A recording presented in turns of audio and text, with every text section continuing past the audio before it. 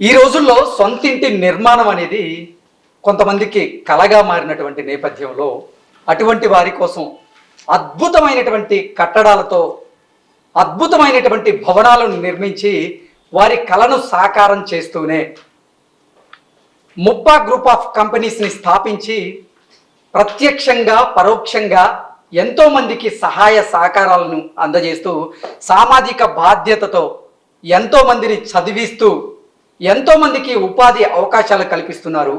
All India builders association vice president Muppa Venkaiah Chowdary గారు. Sir మనతో ఉన్నారు. వెంకయ్య చౌదరి గారి ప్రస్థానం ఎలా మొదలైంది, ఇప్పుడు ఏ ఏ మహానగరాల్లో వారి కంపెనీ విస్తరించింది, ఏ ఏ ప్రాంతాల్లో వారి వెంచర్స్ ఉన్నాయనేది మనం వారి మాటల్లోనే తెలుసుకుందాం. వెంకయ్య చౌదరి గారు నమస్తే అండి.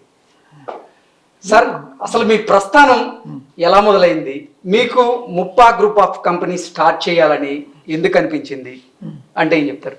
సో మొదటగా వైల్డ్ వుడ్ తెలుగు డిజిటల్ మీడియాకి చూసే ప్రేక్షకులందరూ కూడా ధన్యవాదాలు. సో సో మొదట మీరు అడిగింది ఏంటంటే ఎలా స్టార్ట్ చేశానండి. సో నేనేంటి వట్టి చెరుకూరు అనే గుంటూరు జిల్లాలో ఉన్న ఒక చిన్న గ్రామంలో జన్మించాను. అక్కడ 7th క్లాస్ వరకు చదువుకున్నాను. ఆ తర్వాత హైదరాబాద్కి షిఫ్ట్ కావటం జరిగింది. సో యాక్చువల్గా నా లైఫ్లో అదొక ముఖ్యమైన టర్నింగ్ పాయింట్లు అనుకుంటున్నాను. సో ఎప్పుడైతే 7th క్లాస్ నుంచి హైదరాబాద్లో షిఫ్ట్ అయ్యానో బీకామ్ ఇక్కడే హైదరాబాద్లో చదివాను. ఆ తర్వాత ఉస్మానియా యూనివర్సిటీలో ఎంకామ్ కంప్లీట్ చేశాను. ఆ తర్వాత 1973 డిసెంబర్లో ఎల్ఐసి ఆఫ్ ఇండియాలో ఒక అసిస్టెంట్ జాబ్లో జాయిన్ అయ్యాను. సో 1973 నుంచి కూడా కంటిన్యూస్గా జాబ్ చేస్తూ వచ్చాను. మళ్ళీ 1997-98లో మేము ముప్పా హోమ్స్ అనే ఒక సంస్థను స్థాపించడం జరిగింది. అది రియల్ ఎస్టేట్లో అనేక వెంచర్స్ చేసింది. ముఖ్యంగా సిటీకి దగ్గరలో ఉన్న మణికొండ, కొప్పాలగూడ, నార్సింగి వంటి ముఖ్యమైన ప్లేసుల్లో మేము చాలా వెంచర్స్ వేసాము. ఆ రోజు మా దగ్గర తీసుకున్న కస్టమర్స్ అందరికి కూడా చాలా బెనిఫిట్ జరిగింది. సో ఇవాళ మేము ఆ రోజు కొన్న ఒక ప్లాటు రేటు 100 రెట్లు పెరిగింది. అదృష్టవశాత్తు ఆ రోజు ప్లాట్లు తీసుకున్న వాళ్ళంతా కూడా మా సమీప బంధువులో లేకపోతే ఫ్రెండ్సో, నాతో పాటు ఎల్ఐసిలో పనిచేసిన సహోద్యోగులు వీరందరూ కావటం వల్ల వాళ్ళందరూ కూడా చాలా బెనిఫిట్ అయ్యారు. వాళ్ళందరూ కూడా ఇవాళ వరకు మా కంపెనీ అంటే ఎంతో లాయల్గా, ఎంతో నమ్మకంగా వస్తూ వచ్చారు. సో బేసిక్గా మాకు బిజినెస్లో తోడ్పడింది అన్నిటికన్నా ఈ మా కస్టమర్స్ యొక్క మాకు ఉన్న నమ్మకం, దాని మీ కంపెనీ మీద ఉన్నటువంటి నమ్మకమే కస్టమర్స్కి ఉపయోగపడింది. సో అదేవిధంగా మేము కూడా డే 1 నుంచి కూడా మాకు ఇచ్చే ప్రతి రూపాయికి కస్టమర్కి మేము తగిన వాల్యూ ఇవ్వాలని చెప్పే తపనతో మంచి ప్రోడక్టు. రియల్ ఎస్టేట్లో ముఖ్యంగా ఏంటంటే అనేక ఇవి లీగల్గా ఇబ్బందులు ఉంటాయి. అవన్నీ మేము సార్ట్అవుట్ చేసి ఎలాంటి లీగల్ ప్రాబ్లమ్స్ లేకుండా సాఫ్గా ఉన్న లేఅవుట్లు వేసి వాటిని ప్రాపర్గా డెవలప్ చేసి వాళ్ళు ఇల్లు కట్టుకోవటానికి అనుకూలంగా హ్యాండ్ ఓవర్ చేసాం. ఇవాళ మాకేంటే ఆ విధంగా మాకు ఏదైతే మొదట్లో వచ్చిన 2000-3000 మంది కస్టమర్స్ ఉన్నారో ఇవాళ వరకు మాకు సపోర్ట్ చేస్తూ మాకు ఇండస్ట్రీలో ఈ స్టేజ్కి రావడానికి దోహదపడ్డాయి. అంటే గుంటూరు జిల్లాలో ప్రారంభమైనటువంటి మీ జర్నీ అంచెలంచెలుగా ఎదిగి ఇప్పుడు మీ సామ్రాజ్యాన్ని అన్ని మహానగరాల్లో కూడా విస్తరింపజేశారు. ఎలా, అసలు మీ సీక్రెట్ ఏంటి సార్? మీ సక్సెస్ సీక్రెట్ ఏంటి అసలు? బేసికల్గా ఏంటంటే ఎవరైనా సక్సెస్ కావాలంటే బేసికల్గా ఫస్ట్ పాయింట్ ఏంటంటే కష్టపడటం.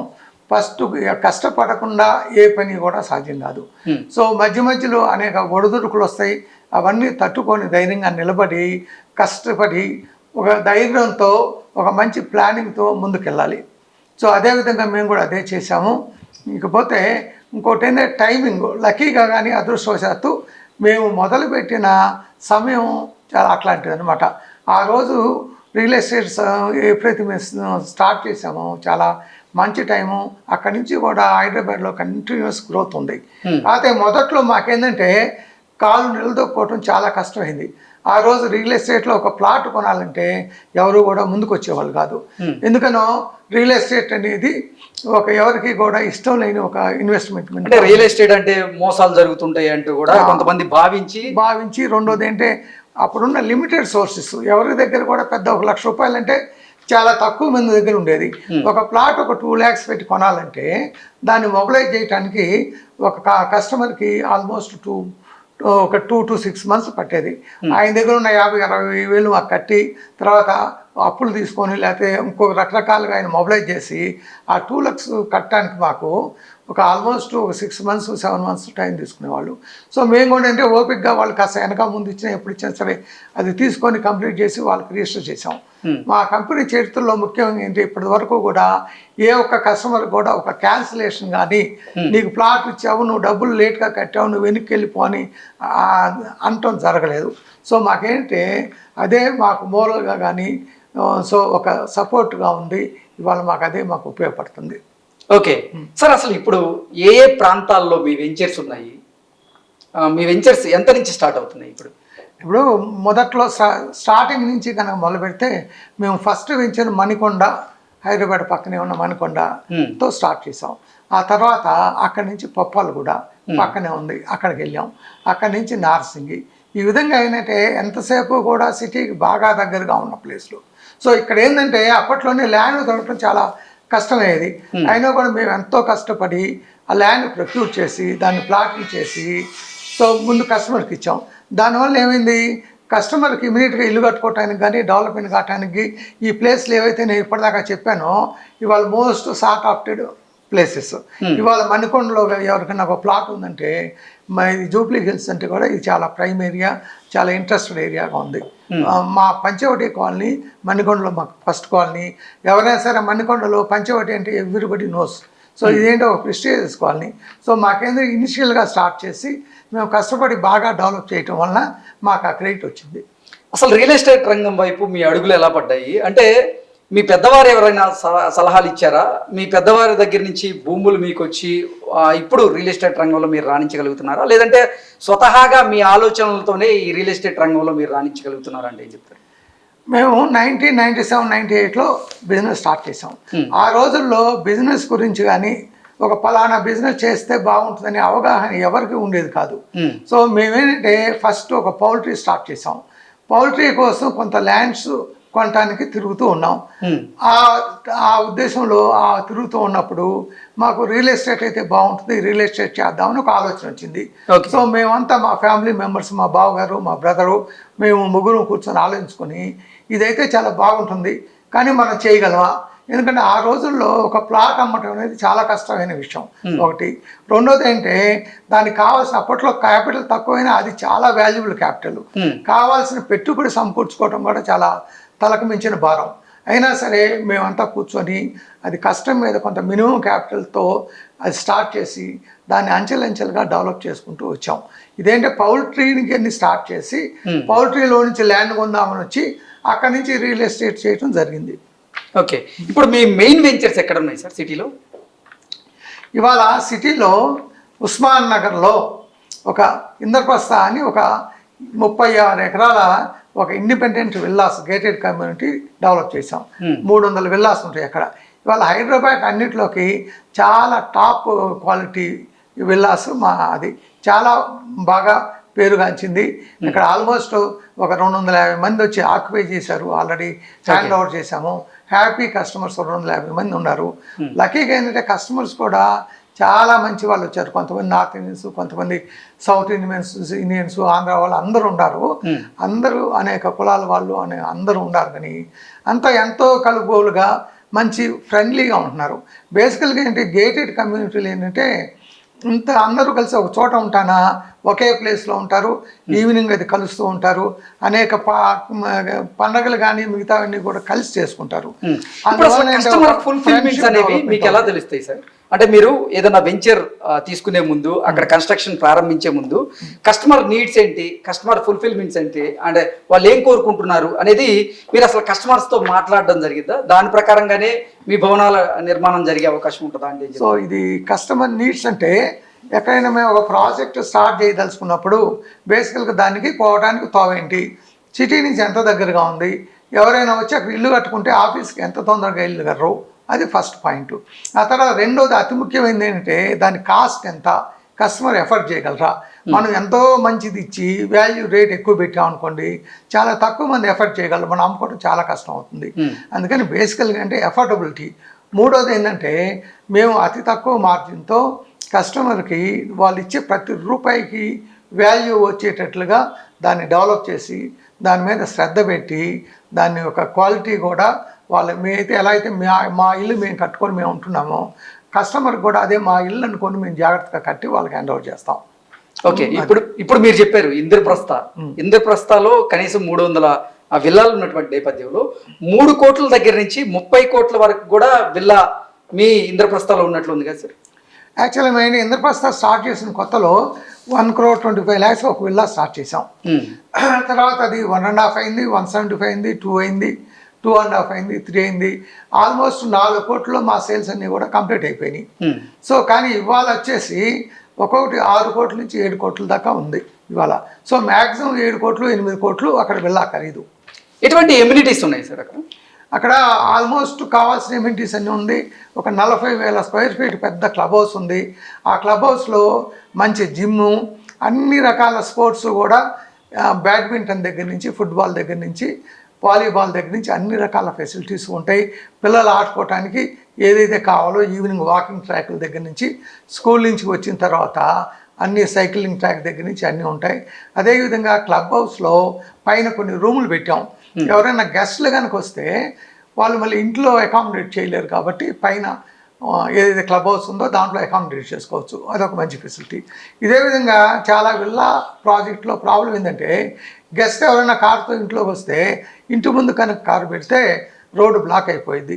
మేము అట్లా కాకుండా ప్రతి రోడ్లో కూడా ఒక 5-6 కార్లు పెట్టుకోవడానికి ఒక సపరేట్ డెడికేటెడ్ ఒక ప్లేస్ పెట్టాం. దానివల్ల ఏమవుతుంది, కారు తీసుకెళ్ళి అక్కడ పెట్టుకుంటారు. సో వచ్చి లోపలికి ఇంట్లోకి వస్తారు, అది ఎవరికి ఇబ్బంది లేకుండా ఉంటుంది. ఈ విధంగా అనేక సదుపాయాలు ఉన్నాయి అక్కడ. ఇంద్రప్రస్థలో ఒక్కొక్క విల్లాని ఎన్ని స్క్వేర్ యార్డ్స్లో నిర్మించారు? బేసికల్గా ఏంటంటే మేజర్గా 2 సైజులు పెట్టాం, ఎక్కువ పెట్టకుండా. మెయిన్ మేమేంటే స్టార్ట్ చేసిన కొత్తలో ఇది middle class are above middle క్లాస్కి, లేకపోతే ఉద్యోగం చేసుకునే వాళ్ళకి లోన్ తీసుకొని కొనే విధంగా, వాళ్ళకి పెద్ద బర్డన్ లేని విధంగా స్టార్ట్ చేసాం. మొదటిది 235 స్క్వేర్ యార్డ్స్. 235 స్క్వేర్ యార్డ్స్లో 3,600 స్క్వేర్ ఫీటు ఒక మంచి ఫ్లోర్ ఏరియా వచ్చేట్లు మంచి నీట్గా ఒక విల్లా వచ్చింది. సెకండ్ సైజ్ అంటే 300 స్క్వేర్ యార్డ్స్లో కొంచెం పెద్దది కావాల్సిన వాళ్ళకి 300 స్క్వేర్ యార్డ్స్లో ఒక 4,200 స్క్వేర్ ఫీటు బిల్టప్ ఏరియా వచ్చేట్లు చేసాం. కాకపోతే ఈ రెండిట్లో కూడా ఏంటి అన్నీ కూడా 4 బెడ్రూమ్ విల్లాలే. 4 బెడ్రూమ్లోనూ ఒక ఫుల్ లెంత్ మీడియా రూమ్ ఉంటుంది. సో ఈ విధంగా ఆల్మోస్ట్ 5 బెడ్రూమ్స్ అనుకోవచ్చు. 2 ఒకే రకంగా ఉంటాయి, కాకపోతే రూమ్ సైజులు కొంచెం తేడా ఉంటుంది. బేసికల్గా లేఅవుట్ 2 కూడా సిమిలర్గా 2 ఒకే విధంగా ఉంటాయి. ఇది కాకుండా కొన్ని 400 స్క్వేర్ యార్డ్స్వి, 600 స్క్వేర్ యార్డ్స్వి కొన్ని ఫ్యూ ఉన్నాయి అనమాట. అదేంటి ఆ రోజున్న పరిస్థితుల్లో అంత బడ్జెట్ కస్టమర్ పెట్టలేడేమనే ఉద్దేశంతో సెలెక్టెడ్గా కొన్ని ఏదో 10-15 అట్లా పెట్టాం. సో బేసికల్గా ఇవన్నమాట. సార్ ఇంద్రప్రస్థ కాకుండా ఇంకా ఏ ప్రాంతాల్లో మీ వెంచర్స్ ఉన్నాయి? సో మా ముప్పా గ్రూప్లో బేసికల్గా 2 కంపెనీలు ఉన్నాయి. ఒకటి Muppa projects India private limited అనేది, ఇది బేసికల్ ప్యూర్గా ఇప్పటిదాకా కన్స్ట్రక్షన్సే చేసింది. ఓకే. తర్వాత అదేవిధంగా ముప్పా కన్స్ట్రక్షన్స్ అని ఇంకో కంపెనీ ఉంది, అది ఇప్పటిదాకా లేఅవుట్స్ చేసింది.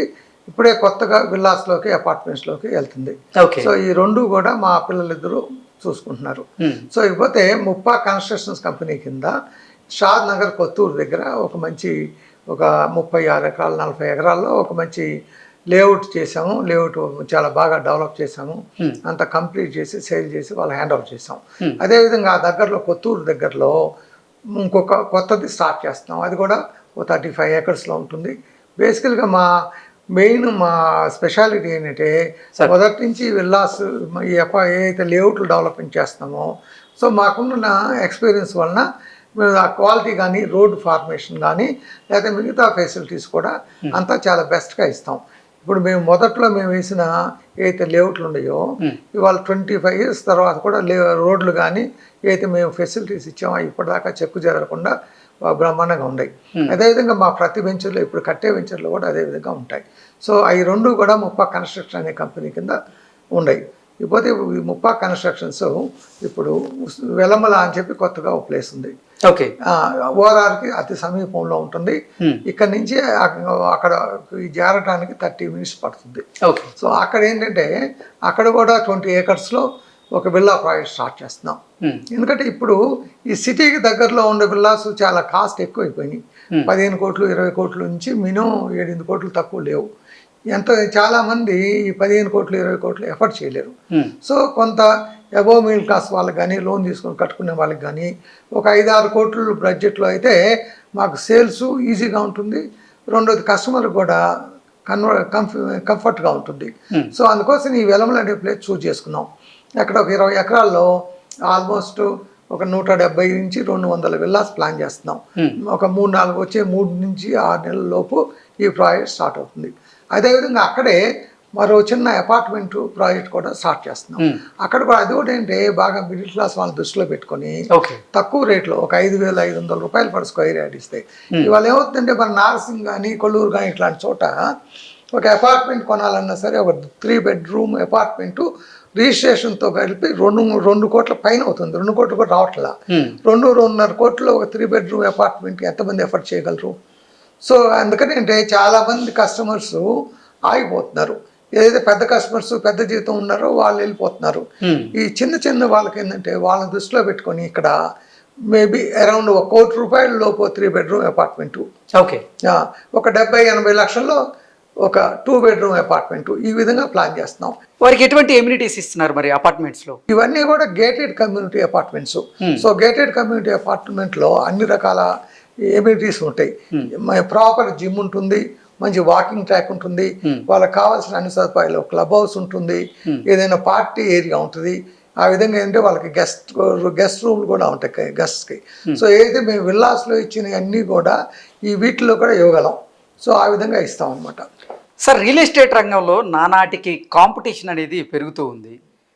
రియల్ ఎస్టేట్ రంగంలో ఎన్నో ఒడిదుడుగులు ఎదుర్కొని కొన్ని కంపెనీస్ సక్సెస్ అవుతున్నాయి, కొన్ని కంపెనీస్ నిలబెట్టుకునే ప్రయత్నంలో అంటే కొంచెం ఇబ్బందులు పడుతున్నటువంటి పరిస్థితుల్లో అసలు మిగతా కంపెనీలకి ఈ ముప్పాక్ గ్రూప్ ఆఫ్ కంపెనీస్కి ఉన్నటువంటి తేడా ఏంటి, మీ మార్క్ ఏంటి? సో బేసికల్గా అంటే ఏ బిజినెస్లో అయినా సరే ఈ ఒడిదుడుకులు అనేది సామాన్యం. మనం బిజినెస్ చేసేటప్పుడు అంటే మనం ఆ ఒడిదుడుకుల్ని తట్టుకొని నిలబడగలిగి మళ్ళీ మంచి ఆపర్చునిటీ వచ్చినప్పుడు మనం డెవలప్ చేసుకునే దానికి ఆ క్యాపబిలిటీస్ మనకు ఉండాలి. మీరు చూడండి, ఎలాంటి బిజినెస్లో అయినా సరే సైకిల్స్ ఉంటాయి. కొన్ని రోజులు చాలా బాగుంటుంది, తర్వాత కొంత దెబ్బతింటుంది. సో ఇదే విధంగా పెద్ద పెద్ద ఇండస్ట్రీస్ అవి చూసుకున్నా కూడా అన్ని ఇండస్ట్రీలు ఫ్లరిష్ కావు. పెద్ద టాప్ ఇండస్ట్రీస్ స్టీల్ కానీ సిమెంట్ కానివ్వండి, మరి ఇంకోటి కానివ్వండి, ఏదైనా రిటైల్లో మనం ఏదైనా కానివ్వండి, టాప్ కంపెనీలు ఒక 5-6 బ్రహ్మాండంగా ఉంటాయి. చిన్న కంపెనీలు ఎగ్జిస్టెన్స్ కోసమే కొట్లాడుతూ ఉంటాయి. ఎగ్జాక్ట్లీ. సో అదేంటంటే ఆ ప్రాపర్ ప్లానింగ్ కానీ దానికి కావాల్సిన ఫైనాన్షియల్ స్ట్రెంగ్త్ కానీ ఆ ప్లానింగ్ కానీ అంతా ఉండాలన్నమాట. అసలు ఏ ఏ ప్రాంతాల్లో అపార్ట్మెంట్స్ కానీ విల్లాస్ అంటే మీరు కన్స్ట్రక్షన్ చేస్తే ఎక్కువగా అమ్ముడుపోతాయి అనేది మీరు ఎలా ఎనాలిసిస్ చేయగలుగుతున్నారు? సో బేసికల్గా మీరు ఇందాక అడిగిన క్వశ్చన్ సమాధానంలో మా ముప్పా ప్రాజెక్ట్స్ మా ముప్పా గ్రూప్ సక్సెస్ కారణం ఏంటంటే మేము ఎప్పుడూ కూడా మరీ ఎక్స్టెన్సివ్గా మేము డెవలప్మెంట్ పోవాలా. బేసికల్గా అంటే బిజినెస్లో ఎవరైనా సక్సెస్ కావాలంటే బాగా అగ్రెసివ్గా ఉండాలి. సో అగ్రెసివ్గా ఉండటానికి గ్రీడీగా ఉండటానికి ఒక థిన్ లైన్ ఉంటుంది, చాలా థిన్ లైన్ ఉంటుంది. ఎక్కడ దాకా మనం అగ్రెసివ్గా ఉంటాము, తర్వాత ఎక్కడ దాకా గ్రీడీలోకి వెళ్తాం అనేది మనకి తెలిసి ఉండాలి. లేకపోతే ఏంటి, ఈ అగ్రెసివ్గా ఉన్నదే గ్రీడీలోకి పోద్ది. అగ్రెసివ్గా ఉన్నప్పుడు బిజినెస్ బాగా ఫ్లరిష్ అవుతుంది, గ్రీడీగా పోయినప్పుడు పడిపోతుంది. సో మొదటి నుంచి కూడా బేసికల్గా మా స్ట్రెంగ్త్ ఏంటంటే మేము చేసే ప్రాజెక్టులన్నీ కూడా మా సొంత ల్యాండ్స్లో చేస్తాం ఒకటి. రెండోది కూడా ఒకేసారి 4-5 ప్రాజెక్టులు చేసుకోం. జనరల్గా అంటే బిజినెస్లో అది కరెక్ట్ మోడ్లో కాకపోవచ్చు. మేమేంటే సేఫ్టీగా ఎప్పుడైనా సరే ఒక ప్రాజెక్ట్ చేసి అది కంప్లీట్ అయినా ఇంకో ప్రాజెక్ట్కి అలా పోతున్నాం. సో దానివల్ల మేము స్టెబిలైజ్డ్గా ఉంటున్నాము, మా బిజినెస్ కూడా ప్రాపర్గా ఉంది, కస్టమర్కి కూడా మంచి ప్రోడక్ట్ ఇవ్వగలుగుతున్నాం. ఈ రియల్ ఎస్టేట్ రంగంలో ఓపెనింగ్ ఆఫర్స్ అని చెప్పి ఈ మధ్య కాలంలో చాలా కంపెనీస్ కస్టమర్స్ని మోసం చేస్తున్నటువంటి నేపథ్యాన్ని మనం రోజు గమనిస్తూ ఉన్నాం. ఏంటి సార్, ఈ ఓపెనింగ్ ఆఫర్ కింద భారీగా డిస్కౌంట్లు పెట్టి ఎందుకు ప్రజల్ని లేకపోతే కొనాలనుకుంటున్నటువంటి కస్టమర్లని మోసం చేస్తున్నారు? దాన్ని ఎలా గమనించుకోవాలి అంటే ఏం చెప్తారు సార్? ఇప్పుడు జనరల్గా ఇది ఏంటంటే ఇది ఈ బిజినెస్ సంబంధించిందే కాదు, అన్ని బిజినెస్లో కూడా ఇలాంటి చిన్న చిన్న క్రాస్ తోవలన్నీ ఉంటాయి. సో ఇక్కడికి వచ్చి ఈ ప్రీ లాంచ్ అనేది ఏంటంటే, ఎప్పుడైతే ప్రీ లాంచ్ అనేది ఒక బిల్డర్నే తప్పు పట్టడానికి లేదు, అదేంటంటే కస్టమర్ మీద కూడా ఆధారపడి ఉంటుంది. ఇవాళ రేపు ఏంటి కస్టమర్స్ ఏంటి, మాకు తక్కువ రేట్లో సగం రేట్లో కావాలి, సో అని వాళ్ళే మనం మంచి రెగ్యులర్ రేట్ ఆఫర్ చేసి మనం బిల్డింగ్ అంతా కట్టి మనం చూస్తే సో దానికి రాదు. వాళ్ళు ఏమంటారు, నాకు అంత రేట్ వద్దు, నాకు వాళ్ళు ఎవరు వస్తే చౌకగా ఇస్తున్నారు, మీరు కూడా సగం రేటుకి. ఇప్పుడు మనం ఏంటి మంచిది ఎవరైనా సరే ఇప్పుడు నార్సింగ్ ప్రాంతంలో 8,000 9,000 స్క్వేర్ ఫీట్ తక్కువ ఇవ్వలేరు. సో వాళ్ళ ఎక్స్పెక్టేషన్ ఎలా ఉంటుందంటే 4,000 5,000 కావాలి, నేను కావాలంటే ఒకేసారి డబ్బులు ఇస్తాను అని. సో ఆ ప్రాసెస్లో ఏమవుతుంది, కొంత అది ఎన్కాష్ చేసుకోవటానికి కొంతమంది ఏంటంటే ఈ ప్రీ సేల్స్ మొదలుపెట్టారు. లెక్క ప్రకారం ఏంటి ఇలాంటి ప్రీ సేల్స్ అన్నీ కూడా పర్మిషన్ రాకుండా ప్రీ సేల్స్ చేయటం అనేది. అసలు ఈ ప్రీ సేల్ నమ్మచ్చా సార్? అంటే అదే చెబుతున్నాను, ప్రీ సేల్స్ 2 రకాలు ఉంటాయి. రేరా నంబరు పర్మిషన్ ఇవన్నీ రాకుండా సేల్ చేసేది పొరపాటును కూడా నమ్మకూడదు, అవి సూరు కాదు. ఒకసారి అంత ప్లాన్ వచ్చి రేరా నంబర్ వచ్చినాక 1 టైం ఆఫర్ అంటారు, అది ప్రీ లాంచ్ కాదు. 1 టైం ఆఫర్లో కూడా రెగ్యులర్ ప్రైస్ కంటే చాలా తక్కువకి ఇస్తారు. అట్లాంటి వాటికి పోతే సేఫ్. ఇదేంటంటే ప్రీ లాంచ్కి వెళ్తే అదంతా కూడా దేవుడి మీద భారం వేసినట్లు. ఒకవేళ బిల్డర్ కనుక దాన్ని సక్సెస్ఫుల్గా కంప్లీట్ చేసి హ్యాండ్ ఓవర్ చేస్తే ఓకే, లేకపోతే చాలా కష్టం. జనరల్గా అంత రేట్లో ఇచ్చి బిల్డర్ కూడా సస్టైన్ కాలేడు. సో కాబట్టి కంప్లీట్ చేసి హ్యాండ్ ఓవర్ చేయడానికి చాలా తక్కువ ఛాన్సెస్ ఉంటాయి. సో ఆ రిస్క్ మనం ఎంతవరకు చేస్తున్నాము, చేయొచ్చా లేదనేది ఆ పర్సన్ బట్టి ఉంటుంది. అది దాన్ని ఆలోచించుకొని ఎవరికి వాళ్ళు డెసిషన్ తీసుకోవాలి. అది ఇప్పుడు హైదరాబాద్ చుట్టుపక్కల చూసుకున్నట్లయితే 4 దిక్కుల్లో ఏ ప్రాంతంలో ఇప్పుడు మార్కెట్ ఎక్కువగా ఉంది, ఏ ప్రాంతంలో తీసుకుంటే వితిన్ తక్కువ టైంలో ఎక్కువ లాభాలు వచ్చేటువంటి అవకాశం ఉందంటే ఏం చెప్తారు? ఒకప్పుడు ఈ వెస్ట్రన్ సైడు చాలా గ్లోరియస్గా ఉండేది, అంతా డెవలప్మెంట్ చాలా ఫాస్ట్గా ఉండేది. కాకపోతే ఇప్పుడు ఏంటంటే ఈ మధ్య కాలంలో గత 2 సంవత్సరాల కాలంలో గవర్నమెంట్ తీసుకున్న అనేక నిర్ణయాల వల్ల కానీ, లేకపోతే ఈ పాపులేషన్ పెరగటం వల్ల కానీ, సో ప్లేసెస్ ఏంటంటే మిగతా అన్ని రోడ్లు కూడా కాస్త కోస్త డెవలప్మెంట్ వస్తుంది. ఈ వెంచర్స్ అనేవి ప్రతి చోట స్టార్ట్ చేస్తున్నారు. ఈ కంపెనీలు అనేవి కూడా బాగా స్ప్రెడ్ అయిపోయింది సిటీలో. సో దానివల్ల ఏంటి ఈ గ్రోత్ అనేది ప్రతి ఏరియాలోనూ ఉంటుంది, 4 దిక్కులా ఉంటుంది. కాకపోతే ఓన్లీ పర్సంటేజ్ వ్యారీ అవుతుంది. ఎప్పటికీ కూడా ఇప్పటిదాకా వెస్ట్రన్ సైడ్ చాలా లీడ్ చేస్తూ వచ్చింది. ముందు కూడా ఈ వెస్ట్రన్ సైడ్కి ఏంటంటే ఒక ఎడ్జ్ వచ్చేసింది. ఐటీ కంపెనీస్ అన్ని ఈ ప్రాంతంలో ఉన్నాయి, జనం షిఫ్టింగ్ అంతా ఇక్కడ ప్రిఫర్ చేస్తున్నారు. సో ఆ విధంగా ముందు కూడా ఈ వెస్ట్రన్ సైడు ఒక ఎడ్జ్ తీసుకుంటుంది, ఇక్కడే డెవలప్మెంట్ ఎక్కువ ఉంటుంది. Okay sir, all India builders అసోసియేషన్కి వైస్ ప్రెసిడెంట్గా మీరున్నారు. ఆ పదవి అనేది ఒక బాధ్యత మీకు. అంటే మార్కెట్లో ఇప్పుడు ఎంతోమంది బిల్డర్స్ కొంతమంది మోసాలు చేస్తున్నటువంటి నేపథ్యంలో మీరు వాటి మీద అవగాహన కల్పించేలాగా ఏదన్నా కార్యక్రమాలు చేయబోతున్నారా రాను రోజుల్లో? అంటే ఏం చెప్తారు సార్? ఇప్పుడు నేషనల్ రియల్ ఎస్టేట్ కౌన్సిల్ నెరాడ్కో అని ఢిల్లీలో ఒక సంస్థ ఉంది. ఈ సంస్థ ఏంటంటే మన housing minister, government of India housing minister ఆధీనంలో ఉంటుంది. సో దీంట్లో బేసికల్గా ఏంటంటే మిగతా రియల్ ఎస్టేట్ అసోసియేషన్స్కి దీనికి రిఫరెన్స్ ఏంటంటే ఇది గవర్నమెంట్ ప్రమోట్ చేసిన కంపెనీ, ప్రమోట్ చేసిన సంస్థ. దీంట్లో ఒక రియల్ ఎస్టేట్ వాళ్ళే కాకుండా అనేక గవర్నమెంట్ ఎంప్లాయీస్, గవర్నమెంట్ కంపెనీస్, ఫుడ్కో లాంటివి, లేదా ఇలా హౌసింగ్ ఫైనాన్స్ కంపెనీస్, ఈ విధంగా ఈ రంగానికి సంబంధించిన ఎంతమందో మెంబర్స్గా ఉంటారు. సో దీనికి నేను వైస్ ప్రెసిడెంట్గా ఉన్నాను. సో ఈ నెరాడ్కోలో ఏంటంటే వీళ్ళు కంపల్సరీగా ఈ అవగాహన అనేది అందరికీ మన మీటింగ్స్లో వాటిల్లో ఎలా అయితే మనం జాగ్రత్తలు తీసుకోవాలో అవన్నీ చెబుతాం. ఇవన్నీ కూడా మనం ఏం చెప్పినా సరే ఒక సైకాలజీ ఆఫ్ బిల్డర్ని బట్టి ఉంటుంది. సో అంతేగాని ఒక సంస్థగా మనం ఎవరిని కంట్రోల్ చేయలేం. ఈ నెరాడ్కో యొక్క ముఖ్య ఉద్దేశం ఏంటి సార్? నెరాడ్కో బేసికల్గా ఏంటంటే రియల్ ఎస్టేట్ ఒక మార్కెట్లో దానికి ఒక మంచి మార్గం చూపించడం. ఇది ఫైనాన్స్ కానివ్వండి, అది ఒక్క బిల్డర్ గురించే కాదు, కమిషన్ ఏజెంట్స్ కానివ్వండి, బిల్డర్స్ కానివ్వండి, ఫైనాన్స్ చేసే వాళ్ళు కానివ్వండి, మిగతా ఇండస్ట్రీస్ అందరూ కూడా ఫ్లరిష్ అయ్యేటట్లు ఒక కోఆర్డినేటెడ్గా తీసుకుందామని. అది బేసికల్గా ఇంకోటి ఏంటంటే ఎప్పుడైనా గవర్నమెంట్ ఒక రియల్ ఎస్టేట్లో ఒక పాలసీ మనం ఫామ్ చేసేటప్పుడు సార్ మన లెవెల్లో వాళ్ళు పోయి వాళ్ళకి చెప్పుకోవడానికి అవకాశం ఉండదు. సో వేరే నెరవేర్కోక ఏంటంటే డైరెక్ట్గా గవర్నమెంట్ ఫామ్ చేసేటప్పుడు వీళ్ళని పిలిచి బాబు మీ సజెషన్స్ ఏంటి అని అడుగుతుంది. సో దీంట్లో నెరవేర్కోలో ఒక అవకాశం ఏంటి, వీళ్ళు పోయి గవర్నమెంట్కి మేమంతా సభ్యుల దగ్గర నుంచి అందరి దగ్గర నుంచి కూడా వాళ్ళ సమస్యలు తెలుసుకొని వాటిని కోడీకరించి అక్కడ మినిస్టర్ దగ్గరికి పోయి పలానప్పుడు మీరు బడ్జెట్లో ఇది చేస్తున్నారు, లేకపోతే ఒక రేరా బిల్ పాస్ చేస్తున్నారు, ఇంకోటి చేస్తున్నారు, దాంట్లో మీరు ఈ జాగ్రత్తలు తీసుకోవాలని చెప్పి మా సజెషన్ ఇస్తాం. డెఫినెట్గా మేము డైరెక్ట్గా మినిస్టర్కి ఇస్తాం కాబట్టి వాళ్ళు వాటిని సీరియస్గా చూస్తారు. వాటిలో అవకాశం ఉండి అన్నీ కూడా డెఫినెట్గా ఇంప్లిమెంట్ చేస్తారు. ముప్పా కంపెనీస్ నుంచి మీరు 25 సంవత్సరాల నుంచి కన్స్ట్రక్షన్ మొదలు పెట్టాము అంటూ మీరు చెప్తూ ఉన్నారు. 25 సంవత్సరాల క్రితం మేము వేసినటువంటి రోడ్లు ఇప్పటికీ చెక్కు చెదరలేదు అని కూడా మీరు ఇందాక చెప్పినటువంటి నేపథ్యంలో ఇప్పుడు మీకు వచ్చేటువంటి కస్టమర్స్ ఎవరైతే ఉన్నారో వాటిని ఒక అంటే ఆ ఫ్లాట్ని చూపించి ఇప్పుడు కస్టమర్స్ని మీరు అట్రాక్ట్ చేసేటువంటి ప్రయత్నం చేస్తున్నారా, లేదంటే అసలు? డెఫినెట్గా అసలు మోస్ట్లీ ఏంటంటే ఇంతకుముందు ఏదైతే మా దగ్గర కొన్నారో ఈ ప్లాట్లు అవి వాళ్ళ నుంచి చాలా మంది జనరేట్ అవుతారు.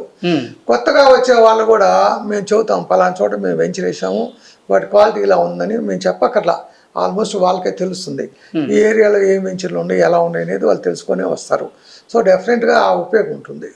ముప్పా గ్రూప్ ఆఫ్ కంపెనీస్ ఇప్పుడు ఏ మహానగరాల్లో ఉంది, ఏ మహానగరాల్లో రానున్న రోజుల్లో వెంచర్లు వేసేందుకు మీరు ప్లాన్ చేస్తున్నారంటే ఏం చెప్తారు? సో ఇప్పటిదాకా ముప్పా గ్రూప్ అనే కంపెనీ హైదరాబాద్ తప్ప మిగతా ఎక్కడా లేదు.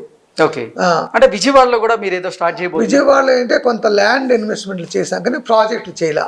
సో ఇప్పుడు ఏంటంటే అమరావతిని బాగా డెవలప్ చేస్తున్నారు కాబట్టి అక్కడ ఉన్న ప్రోగ్రెస్ని బట్టి మేము అక్కడికి కూడా ఆంధ్రాలో కూడా పోయి అమరావతి చుట్టూ విజయవాడ గుంటూరు చుట్టుపక్కల కొన్ని ప్రాజెక్టులు చేద్దామని ఆలోచిస్తున్నాం. అదేంటే ముందు ఎలా ఉంటుంది, డెవలప్మెంట్ ఎలా ఉంటుంది, సో ఎంతవరకు మనం అక్కడ ఫైనాన్షియల్గా వైబుల్. ఎందుకంటే ఇంతకుముందు విజయవాడ దగ్గరలో అమరావతి దగ్గరలో వెళ్ళి ప్రాజెక్టులు చేసిన వాళ్ళంతా కూడా బాగా దెబ్బతినిపోయారు. అవును, 2014 నుంచి 2019 వరకు పరిస్థితి బాగానే ఉంది, కానీ తర్వాత 3 రాజధానుల అంశం తెర వెనుక రావడంతో అక్కడ పెట్టుబడులు పెట్టే వాళ్ళ సంఖ్య క్రమంగా తగ్గింది. పెట్టిన వాళ్ళ డబ్బులన్నీ స్టక్ అయిపోయినాయి. అక్కడ ప్రాజెక్ట్ అక్కడ నిలిచిపోయినాయి, ఎవరు కంప్లీట్ చేయలేకపోయారు. సో అది చాలా బ్యాడ్ అనమాట. సార్ ఇప్పుడు ఆంధ్రప్రదేశ్లో కూటమి ప్రభుత్వం కొలువుదీరినటువంటి నేపథ్యంలో ఇప్పుడు మళ్ళీ అమరావతి రాజధాని అంటూ క్లారిటీ వచ్చిన నేపథ్యంలో అమరావతి వర్సెస్ హైదరాబాద్ ఈ రెండిట్లో రియల్ ఎస్టేట్ ఎక్కడ తొందరగా డెవలప్ కాబోతోంది రానున్న రోజుల్లో అంటే ఏం చెప్తారు? సో పొలిటికల్గా ఇవన్నీ పక్కన పెడితే ఇప్పుడు వచ్చే గవర్నమెంట్ ఏంటి ఒక ఫైర్తో వచ్చింది. ఎవరైతే అందరినీ అడిగి ఓట్లు వేయించుకున్నారో వీళ్ళందరికీ కూడా ఒక నైతిక బాధ్యత ఉంది. సో బేసికల్లీ వాళ్ళ స్లోగన్ ఏంటి, మేము అమరావతిని డెవలప్ చేస్తాము, స్టేట్ని బాగా డెవలప్ చేస్తాము, ఫైనాన్షియల్గా ముందుకు తీసుకెళ్తాము, అనేక ఇండస్ట్రీస్ చేస్తాము, మీ అందరి పిల్లలకి ఉద్యోగాలు ఇస్తాము. ఇది వాళ్ళు చేసిన స్లోగను. ఆ బేసిస్ మీద వాళ్ళు గెలిచారు. ఓట్లు వేసిన వాళ్ళందరూ కూడా వాళ్ళు చెప్పిన ప్రతి మాట నమ్మి సో దీన్ని బేస్ చేసుకొని వాళ్ళకి ఓట్లు వేశారు. సో ఎవరైతే ఇప్పుడు అధికారంలో వస్తున్నారో మినిస్టర్స్ కానివ్వండి, చీఫ్ మినిస్టర్ కానీ అందరికీ ఒక నైతిక బాధ్యత ఉంటుంది. వాళ్ళు కూడా ఏంటంటే ఇన్ని రోజులు కష్టపడి ఉన్నారు కాబట్టి మనం ఈ స్టేట్ని డెవలప్ చేయాలి, ఫైనాన్షియల్గా ముందుకు తీసుకెళ్ళాలి, అందరికీ ఉద్యోగాలు ఇవ్వాలి, అనేక ఐటీ కంపెనీలు తీసుకురావాలనే ఒక తపనతో ఉన్నారు. సో డెఫినెట్గా ఇదంతా చాలా హెల్ప్ చేస్తుంది. అమరావతి అంత ప్లాన్ సిటీ మనకి ఇండియాలో ఎక్కడా లేదు. అది డెఫినెట్గా ప్రపంచంలోనే ఒక మంచి ప్లాన్డ్ సిటీ అవుతుంది నాటికైనా. సో ఎంత ఫాస్ట్గా డెవలప్మెంట్ వస్తుంది అనేది మిగతా విషయాలన్నింటి మీద ఆధారపడి ఉంటుంది. ఒకవేళ అంటే రియల్ ఎస్టేట్ అమరావతిలో కనుక పుంజుకుంటే హైదరాబాద్లో దాని ప్రభావం పడేటువంటి ఆ పరిస్థితులు ఉన్నాయా అంటే ఏం చెప్తారు?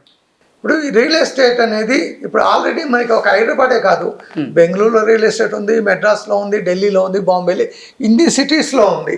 మనం ఎప్పుడు కూడా బెంగళూరు మన కాంపిటీషన్ అనుకోలే, అదేవిధంగా మెడ్రాస్ కానీ లేకపోతే ఢిల్లీ ఇంకో ప్లేస్ మన కాంపిటీషన్ అనుకోలే. ఎందుకంటే ఎక్కడ ఉండే వాళ్ళు అక్కడ కొంటారు, ఎక్కడ ఇన్వెస్ట్మెంట్లు అక్కడ చేస్తారు. అదేవిధంగా అమరావతిలో కొంత ఇన్వెస్ట్మెంట్లు చేస్తారు, హైదరాబాద్లో చేస్తారు. రెండు ఒకదానికొకటి సప్లిమెంటరీగా కోఆపరేట్ చేసుకుంటూ తప్పితే ఒకదాని వల్ల దేనికి ఇబ్బంది లేదు. అంటే ఇప్పటికే హైదరాబాద్లో పరిసర ప్రాంతాల్లో ఇప్పుడు హైదరాబాద్ చుట్టుపక్కల ప్రాంతాల్లో కొంచెం ఎక్కువ రేట్లు ఉన్నాయంటూ కూడా కొంతమంది భావిస్తున్నారు. అమరావతిలో ఇప్పుడు కనుక ఇన్వెస్ట్ చేస్తే తక్కువకు వచ్చే అవకాశం ఉంది అనేటువంటి భావంతో కొంతమంది అమరావతిలో పెట్టుబడి పెట్టేందుకు మొగ్గు చూపుతున్నారు అన్నట్టుగా కొన్ని వార్తలు వస్తున్నాయి సార్. వాటి మీద మీ స్పందన? దీని మీద ఏంటంటే రెండు రకాలుగా చూడొచ్చు. సార్ ఇవాళ అమరావతి ఏంటి, ఇవాళ పుట్టిన బిడ్డ. సో ఇది ఎంత పైకైనా పోవడానికి అవకాశం ఉంది. సో మీరేంటి మినిమంతో స్టార్ట్ చేస్తున్నారు, ముందు ముందు వచ్చే పరిశ్రమలు కానీ డెవలప్మెంట్ కానీ వాటిని ఆధారపడి ఎంతైనా ముందుకు పోవచ్చు.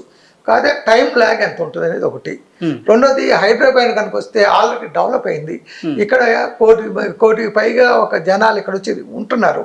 వాళ్ళందరికీ ఇల్లు కావాలి, అనేక కొత్త కొత్త కంపెనీలు వస్తున్నాయి, ఉద్యోగాలు వస్తున్నాయి, వీళ్ళందరికీ ఇల్లు కావాలి. సో దీంట్లోంచి బోల్డ్ జనరేట్ అవుతుంది. సో కాబట్టి దేనికి దానికే ఉంటుంది. హైదరాబాద్లో ఉన్న గ్రోత్ హైదరాబాద్లో ఉంటుంది.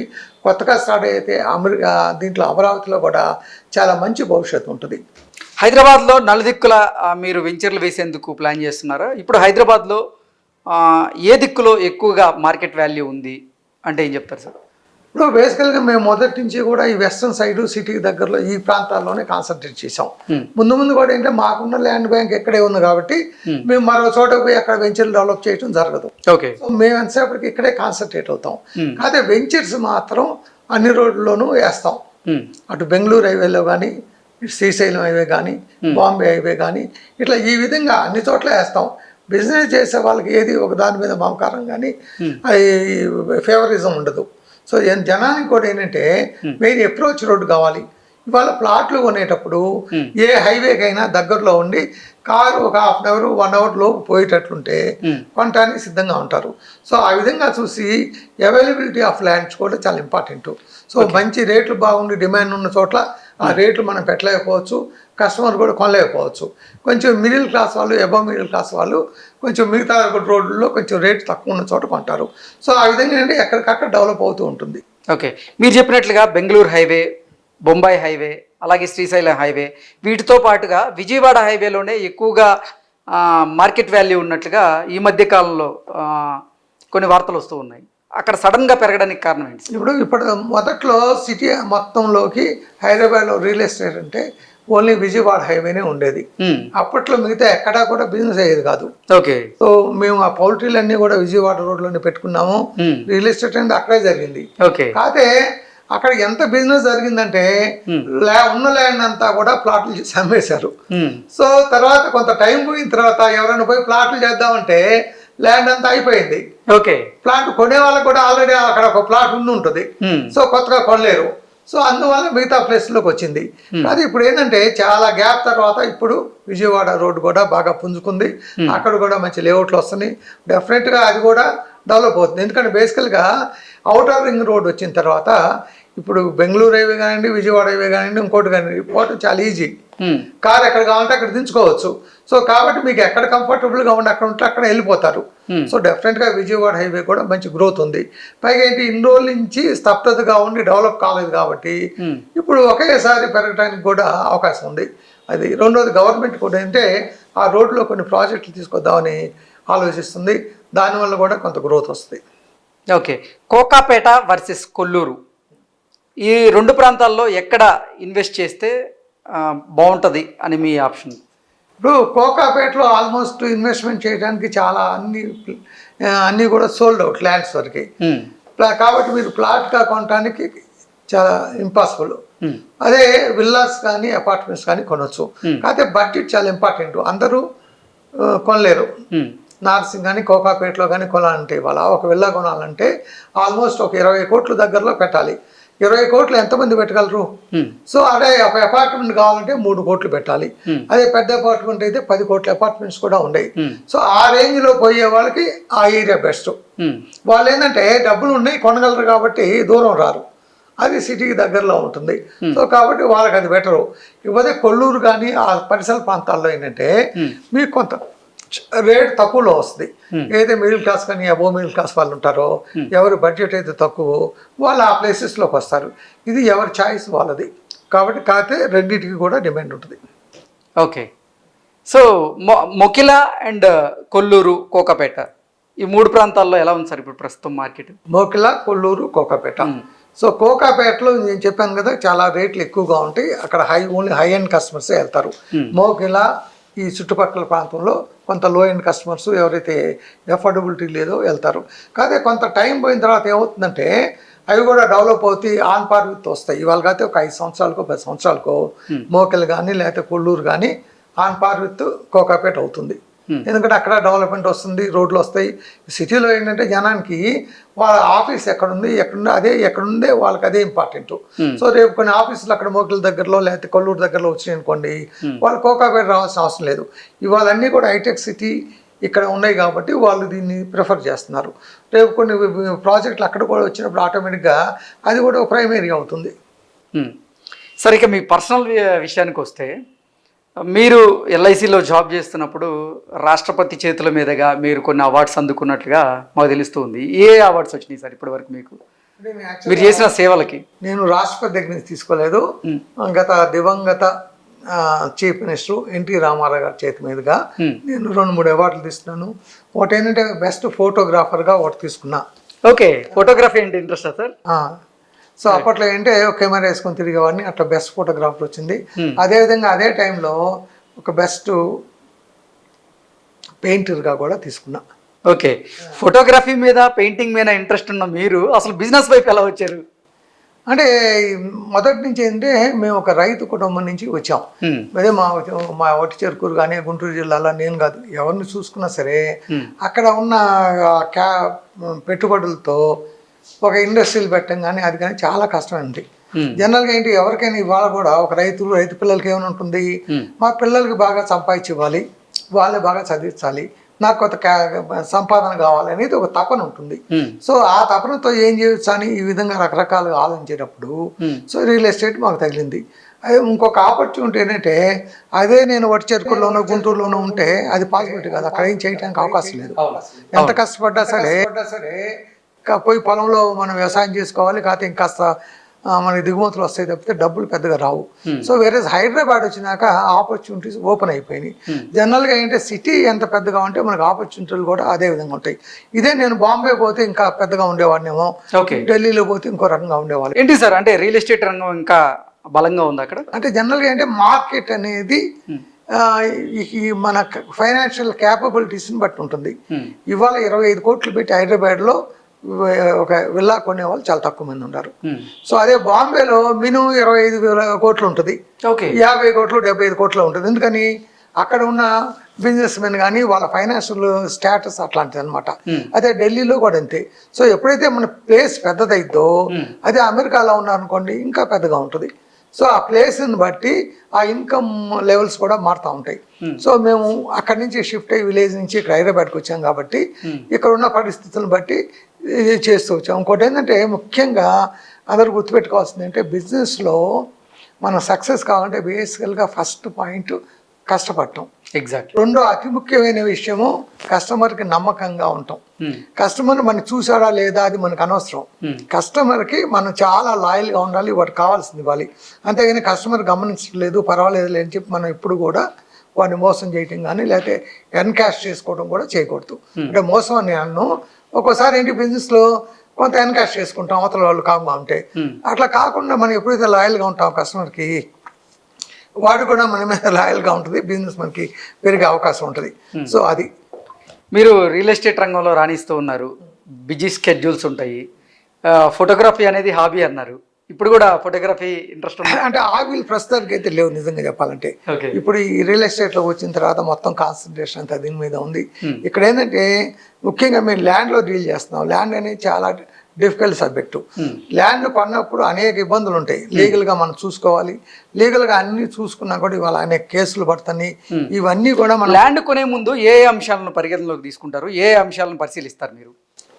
ల్యాండ్ ఫస్ట్ కొనేటప్పుడు ఏంటంటే ఫస్ట్ బేసికల్గా మన లొకేషన్ బాగుందా, రెండోది రేట్ రీజనబుల్గా ఉందా, మూడోది అతి ఇంపార్టెంట్ ఏంటంటే లీగల్గా క్లియర్గా ఉందా. లీగల్ విషయంలో క్లియర్గా అంటే మనం ఏం చేస్తాం, జనరల్గా ఒక మంచి లాయర్ దగ్గర పోయి ఆయన సపోర్ట్ తీసుకొని పాత రికార్డ్స్ అన్నీ కూడా వెరిఫై చేసి కొంటాం. ఇంత కొన్నా కూడా ఒక్కోసారి ఏంటంటే మనకి తెలియని ఇబ్బందులు ఉండి తర్వాత ప్రాబ్లమ్స్ వస్తాయి, డెఫినెట్గా రావడం లేదు.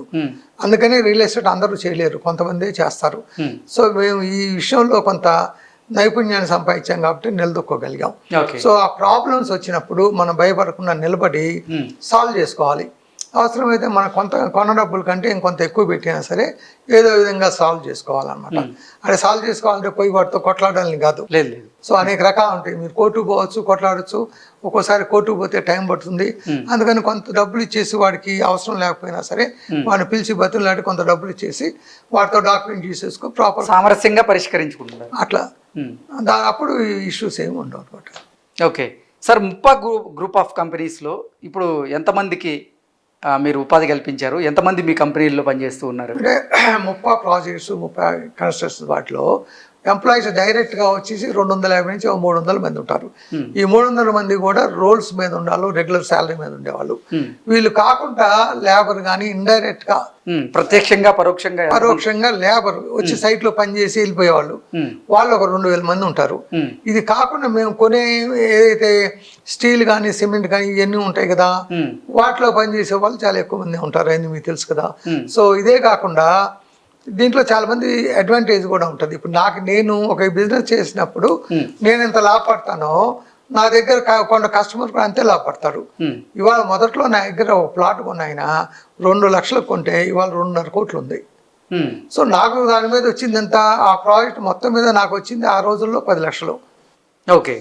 ఇవాళ ఆయనకేంటి ఆ ప్లాట్ అక్కడ ఉంచుకొని అవన్నీ చేశాడు కాబట్టి ఆయనకి 2.5 కోట్లు వస్తున్నాయి. సో ఈ విధంగా ఏంటంటే కస్టమర్ కూడా బెనిఫిట్ కావాలి, అప్పుడే మనకి ఇంకోసారి మన దగ్గరికి వస్తాడు. సో ఈ విధంగా అంటే రియల్ ఎస్టేట్లో ఇద్దరు బెనిఫిట్ అవుతారు, కస్టమరు, బిజినెస్ చేసే ఆయన. ఓకే. ఈ ముప్పా గ్రూప్ ఆఫ్ కంపెనీస్ అలాగే మీరు కొంతమంది విద్యార్థినులకి మీరు విద్యపరంగా చాలా చాలా రకాలుగా హెల్ప్ చేస్తున్నట్లుగా కూడా మేము విన్నాం. ఏంటి సార్, ఎంతమందిని చదివించారు ఇప్పటి వరకు? బేసికల్గా ఏంటంటే మేము కూడా వ్యవసాయ కుటుంబం నుంచి వచ్చాం కాబట్టి ఎవరైతే కాస్త నీడి బేస్డ్ ఉంటారో, ముఖ్యంగా ఆడపిల్లలు ఎక్కడ ఉంటారో వాళ్ళకి చదువు విషయంలో కొంత సపోర్ట్ చేస్తూ వచ్చాం. కానీ ఇప్పటిదాకా మేము చేసింది చాలా తక్కువ, ముందు ఇంకా చాలా గట్టిగా చేయాలి. ఇంకోటి ఏంటంటే ఇప్పుడు కంపెనీలు పెట్టిన తర్వాత కంపెనీ సోషల్ ఆబ్లిగేషన్ ఉంటుంది, కొంత ఫండ్ మేము కంపల్సరీగా ఖర్చు పెట్టాలి.